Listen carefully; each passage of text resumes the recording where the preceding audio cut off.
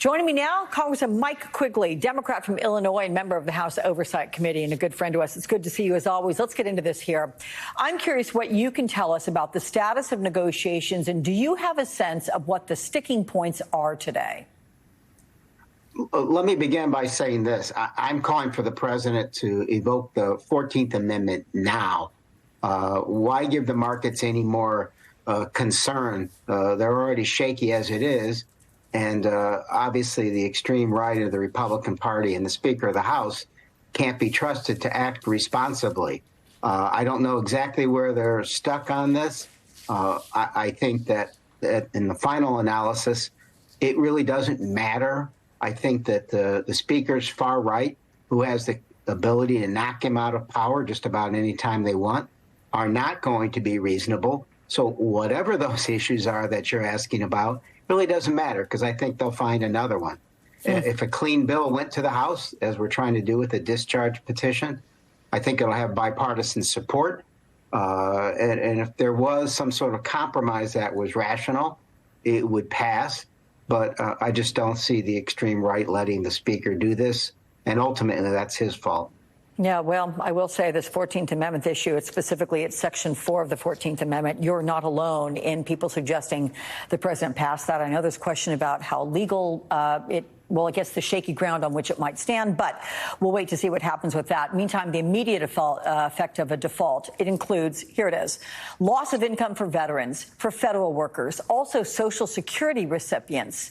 So what is your sense in Congress? Have you interacted with anyone who actually wants the U.S. to default, or are members pretty much in general nervous about how close this is?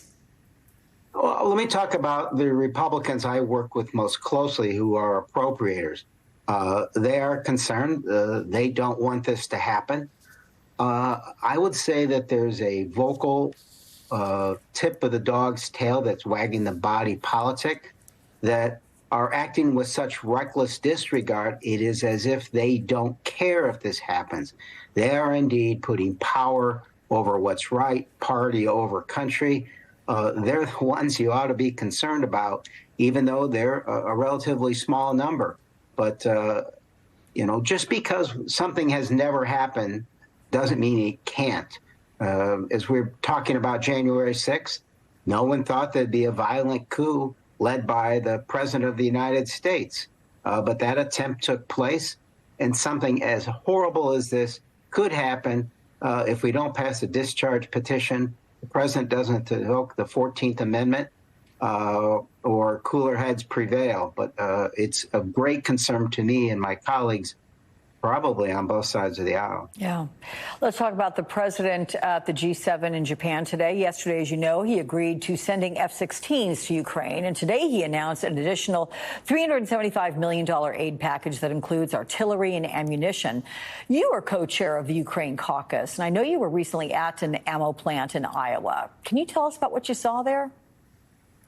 Sure. I mean, right now, the Department of Defense is talking about a 500% increase in the production of 155 millimeter shells that we saw produced there. That's extraordinary. I think what I saw there is the arsenal of democracy coming back, and that's how important this is. When I talked to the members of the Rada in Ukraine, they told us that weaponry was humanitarian aid. And if you want to see maternity hospitals stop getting flattened and war crimes, and a sovereign democratic country not taken over, we have to be that arsenal of democracy.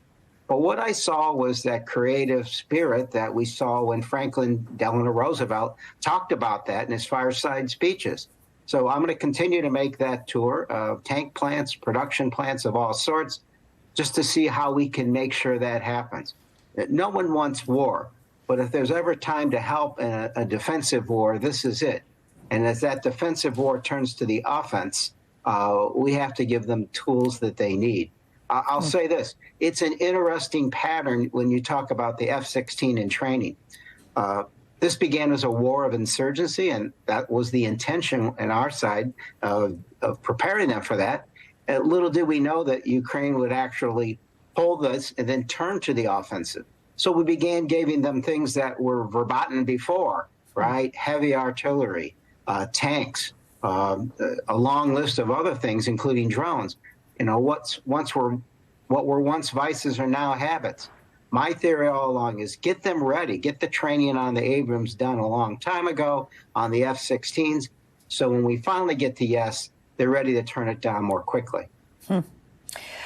You served on the Intel Committee, so I have a head-scratcher of a question for you. What are your thoughts on the case against accused Pentagon Leaker, Air National Guardsman Jack Teixeira? Because he was denied bail yesterday after prosecutors submitted a new filing showing that he was warned 3 times about viewing content that wasn't related to his duties. He took notes on classified information. He conducted deep dives into classified systems, shared classified information with foreigners, and was caught on video making ethnic and racial slurs. How do you explain so many failed opportunities for discipline, and are you surprised? Well, look, first of all, I mean, they could make us more angry at him, but in the long run, it should make us more angry and upset at how the Department of Defense handles this.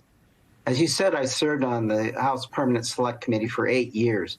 They're not going to like this, and I'm supporting them in their efforts in Ukraine. But when it comes to intelligence and the vigilance that comes with who should have access to these documents and the oversight of those who do, I've always thought the Department of Defense was less vigilant than the rest of the intelligence community. How this person got the status, but perhaps far worse, was he maintained it. The fact that we now know that he was warned about this and was allowed to continue. The fact that it's relatively easy for us to find out about his extremist views. It should have been much easier for them to understand this as it was taking place. There's way too much at stake for our national security and for those who help us in our national security to have people like this have any sort of access.